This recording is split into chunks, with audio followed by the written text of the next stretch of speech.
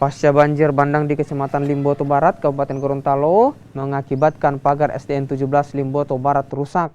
Pagar sepanjang 40 meter yang berada di bagian kiri, kanan, dan bagian depan sekolah rubuh diterjang banjir.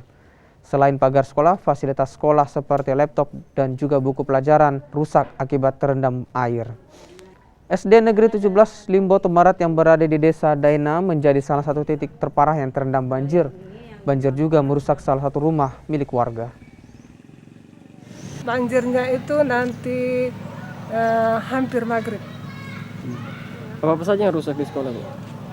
Yang rusak di sekolah itu ada banyak, ada alat-alat elektronik seperti laptop, wireless, kemudian banyak buku yang tidak bisa saya hitung satu persatu, kemudian ada lemari-lemari di dalam kelas yang banyak yang rusak.